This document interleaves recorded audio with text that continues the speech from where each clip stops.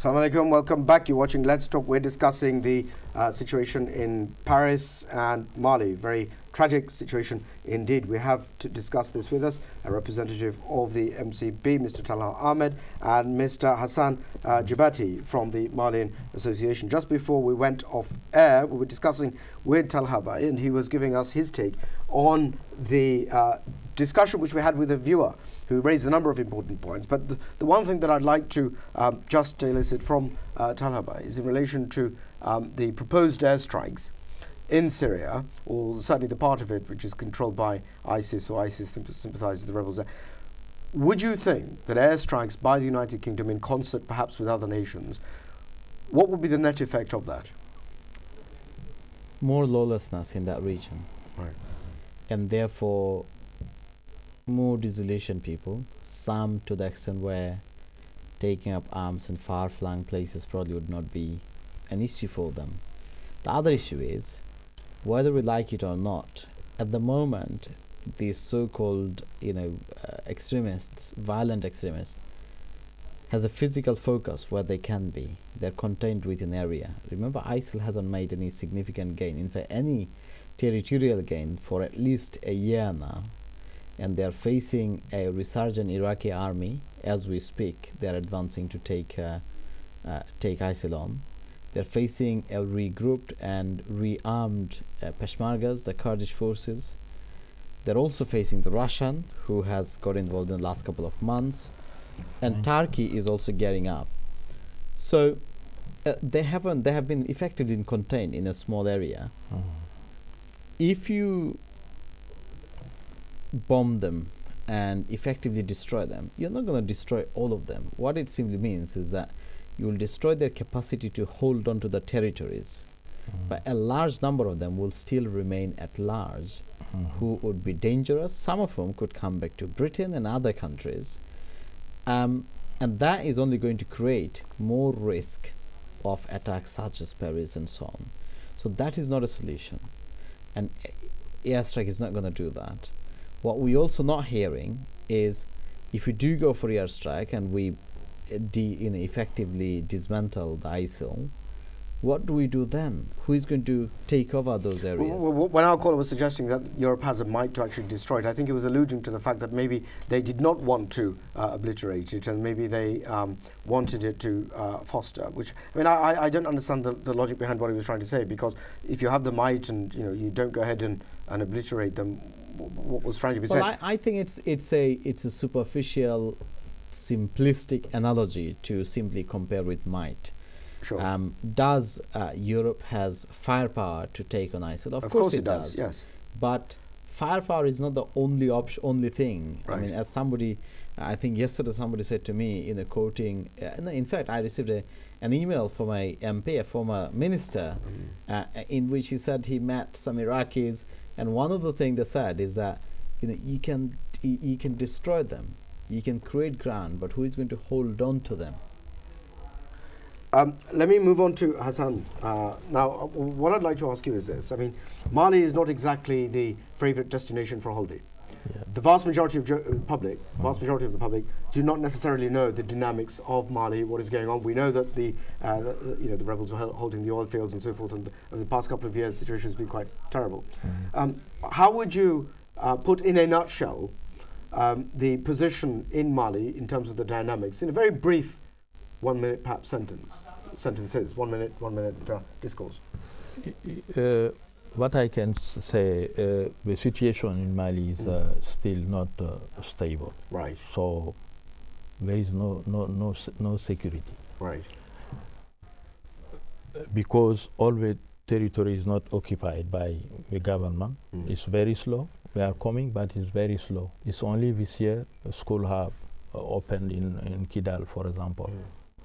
So there is no administration, no authorities in part of Mali. So the situation is not good, no security. So it's still quite volatile. Let me take a call and perhaps we'll come back to you. Hello, Assalamualaikum caller. Walaikum salam rahmatullah. I got dropped earlier because the battery died. Right. Can I just say first and foremost, I felt obliged to call. Right. Because my comment got dropped, or my call got dropped anyway, and I've seen a number of interpretations based on a couple of... Clarify it, please do. Clarify. Necessary, I thought, personally, but Clarify. you asked me the question, what they should do to ISIS. I said, look, the Western government has the right to, wipe this organisation off. However, there's politicking taking place. Sorry, the what? Right? The what? Politicking. The politicking, yeah. Yeah, it's taking place. So therefore, there are interests, there are objectives, there are realities. I'm not saying they've created ISIS. I don't have any evidence for that. But the fact is, the situation has allowed for this organisation to come about. The government have the ability. However, they may not have the means to do so because of the political facets. Now, what could one do? Well, we don't destroy this organisation. If they will send people, we do destroy this organisation. Let's go send people. One way maybe to resolve this situation is to depower these people's ideas and concepts by trying to help resolve the situation in Syria, in Iraq.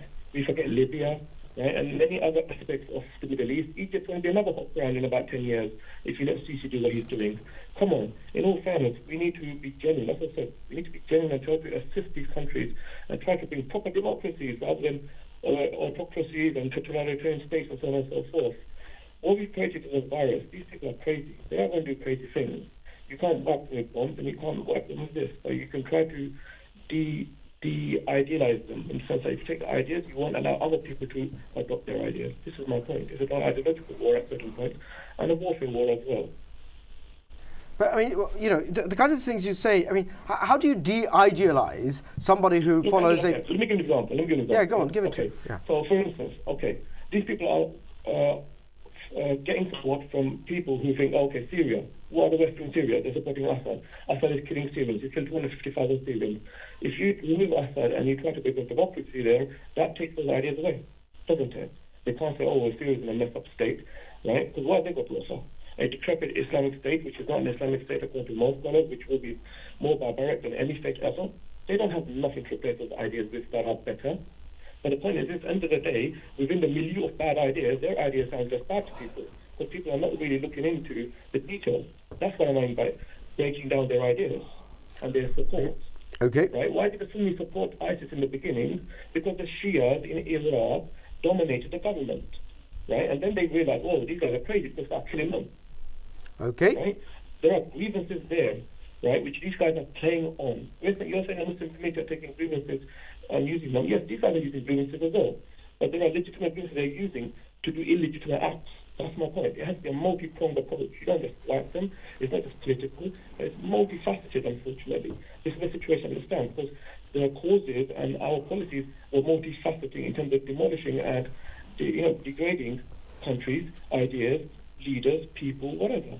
Thank you for calling back with your clarifications and further contributions. Talha Bhai, on the one hand he's saying it's multifaceted, but on the same time, on the same token, he's suggesting that it's quite simplistic, de-idealizing, for example. I mean, what is it? Is it multifaceted? Is it complicated, or is it quite simplistic, as he seems to be suggesting in the underlying theme of his comment? It is complex, but I think what I agree with him is that what he's trying to suggest is that our approach needs to be objective, value-driven. Come on. I mean, how can any nation put aside its national interest and consider a particular stance? I mean, obviously, the United Nations is there to try and keep things in a particular way. Well, that's interesting, isn't it? I mean, does our national interest, for example, contradicts or occasionally gets in conflict with our commitment to certain values and objectivity? It is possible that it will, but we now live in a globalized world. I think that this maxim of national interest is outdated now, because the nations are not nations like they used to be 50 years ago. If you take Britain, for example, it's got multiple identities. There are people of all kind of nationalities and ethnicities, and which presents opportunities, but also challenges. So. Look, it's actually, I mean, we may well live in a globalized world, but when, for example, the United States considers its policies in the Middle East, it does think about its national interest. Yeah. It thinks about the economic position. So when it's friendly with one regime which beheads people left, right, and center, Saudi Arabia, but at the same time condemns another regime which beheads people left, right, and center, which it doesn't particularly like because there's no economic. However, there's a different way that they actually treat each party as precisely because of national interest, of economic interest, and other interests, special relationships, and whatever that flow. Surely that is the case, isn't it? 3 points I'll make in response. Yeah. Number one Yeah. is if you want to claim moral high ground, which US, UK, Europe does, you can't claim moral high ground if there is no morality in the way you conduct your affairs abroad. Right? Secondly, when you say national interest itself, the whole concept is far more complex than simply economy or military Of issues. course, Yeah. it's more complex. So There's, I'll you give know, an example. there's a historical if you narrative take- that so they if have you to follow take as well. US It's very so- complex, yeah, but so the if thing you is take that's why they have US strategic I advisors know. and so forth. No, Yeah. no, I know, but what the point I'm making is that how do you define national interest? One, It's not for us to define. No, I know. What I'm saying is when a government such as America, we can't sit here and No, no, define this is the what point is I'm the saying. American So national American- interest no, or what is the British. precisely. Let me So- finish my point. We can't sit here and define what is the British national interest or what is the American national interest. The government with its advisors and what have you, they know what their stance is and what their national interest this is. is the point I wanted to make in Yeah. relation to national interest. Yeah. If you take Britain, for example, Yeah, yeah. it's got a fairly substantial Muslim population. Right. It has its issues Yeah. about, say, for example, Palestine. Mm. It has its issues about Egypt. Mm. Some Muslim has issues about its policies in India and so on, right? Mm. So government needs to look at British economic interest, Mm. but if in pursuing that interest, it is going to alienate a segment of its population, it needs to balance, it needs to weigh the options as to, is my economic interest so strong that I have to override my duty to keep a certain section of my population on board in terms of their aspirations and so on. So the point I'm saying is, if you go back 70 years and Britain was, say, a broadly Anglo-Saxon country, Right. the national interest in relation to international affairs would have been far more straightforward and simpler. But today's Britain, which is far more complex and cosmopolitan, It's more diverse. and diverse, in today's Britain, the national interest calculation is going to be far more complicated. So the point I'm saying is that national interest is really, in many respects, is a red herring.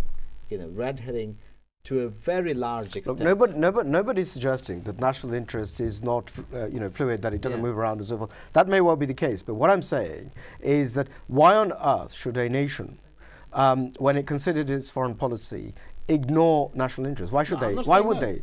My issue is not ignoring national. What I'm saying is, the nations has to be more transparent in how they define their own national interest. But the most importantly, what we have seen is Iraq, for example. Many people said the real motive for going to Iraq was oil and so on.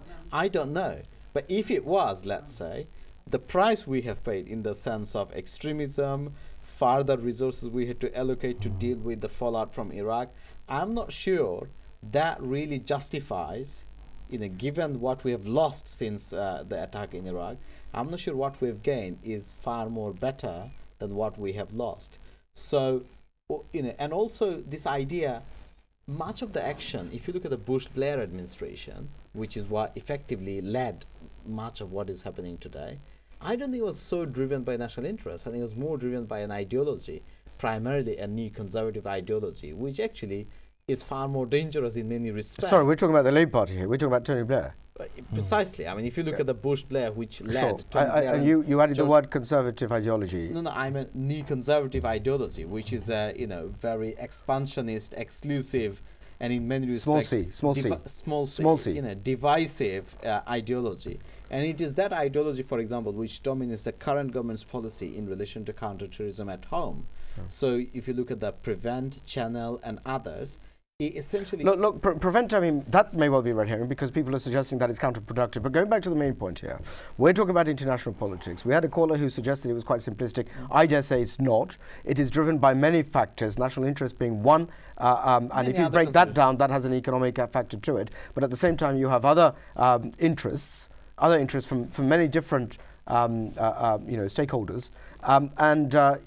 When all of that is taken into account, it is a very complex situation, which cannot be, simplified by simply saying that, we have the might to do this and we haven't done it, so maybe there's an ulterior motive. And it's not quite so simple. No, international politics, international politics is actually a lot more complicated than may well be meeting the eye.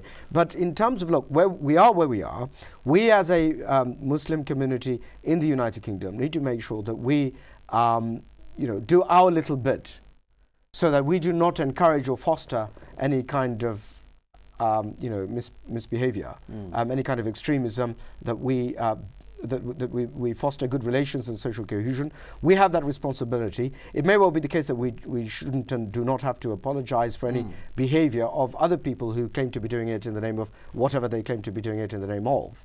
But at the same time, we need to, in respect of our audience and our viewers, we need to be clear about what we as a community should be doing.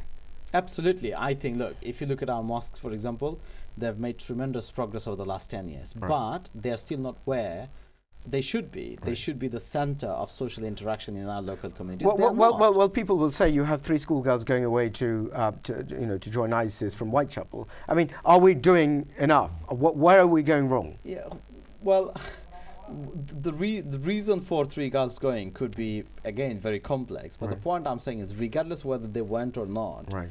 Well, they did. We've seen the video footage. I'm saying even if they didn't, even if nobody went from Tower Hamlets to this, on the back of what we know, 3 girls went, and number of young people been removed from the care of their parents because of radicalization. Yeah.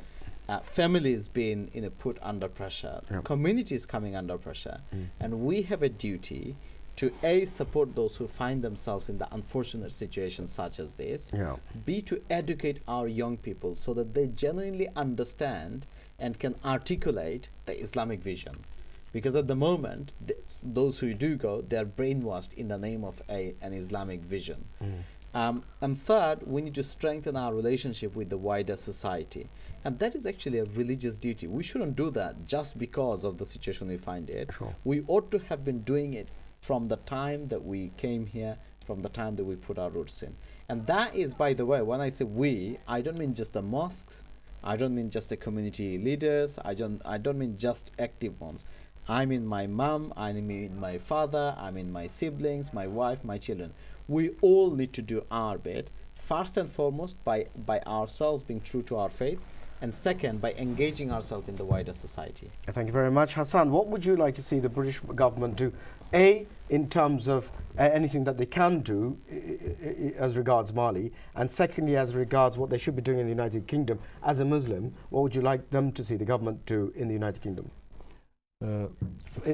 for the progression of social cohesion? Yeah, education first, and trying to be truthful, to tell the truth, because there is a lot of hypocrisy going on, right?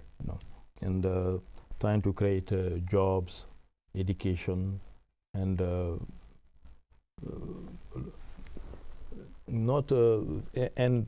media also need to know how to talk about this. So integrate the community and be sincere in the approach to the wider issues which may disenfranchise the Muslim community. Let's see who our next caller is and what they've got to say. Hello, Assalamualaikum. Hello, Assalamualaikum. You're live on air. What would you like to say?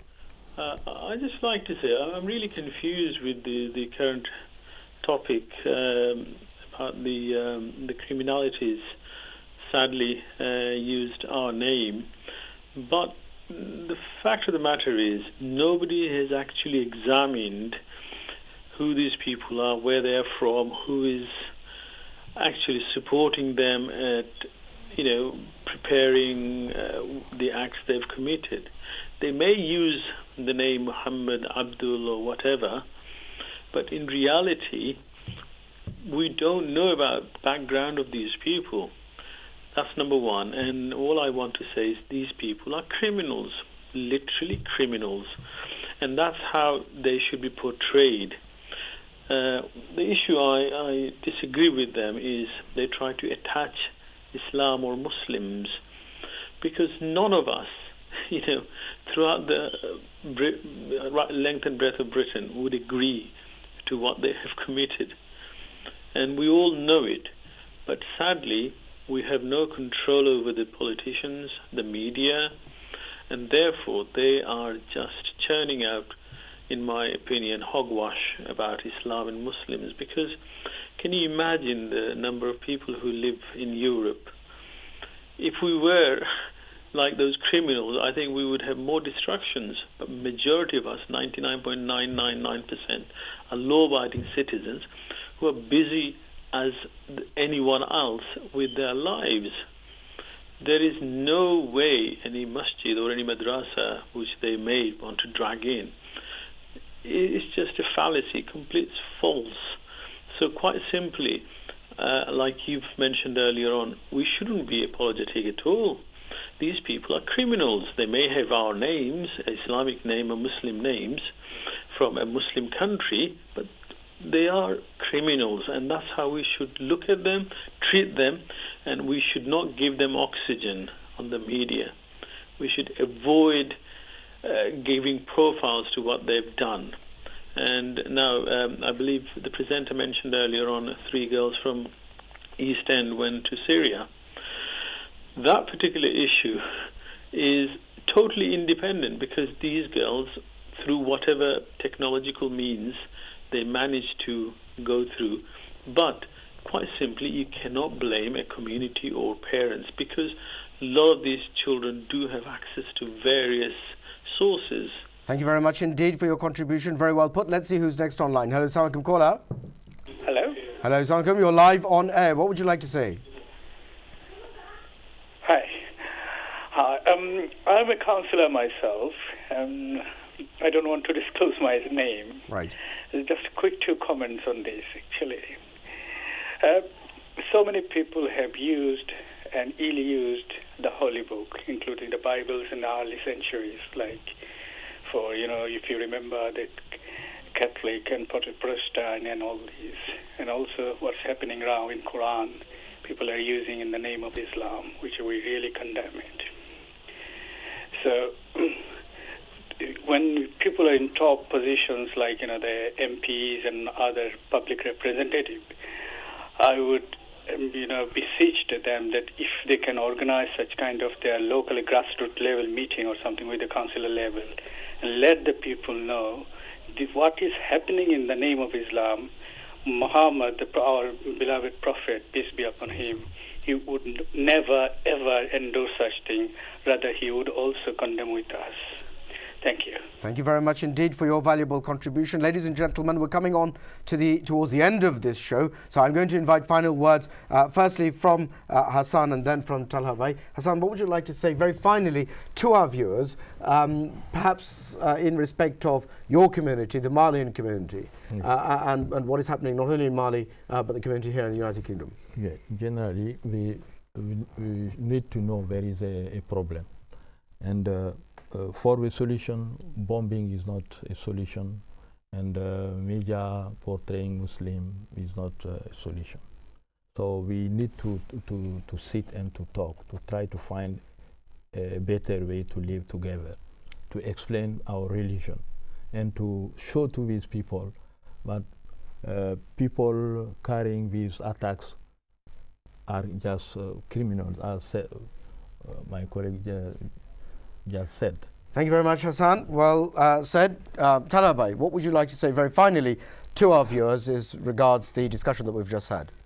Let us not spend any more time talking about wars and bloodshed, and let us not create more division and confusion, and instead let us focus on what makes us what we are, the common aspirations, common values, and the need for all of us to live in a peaceful and stable society.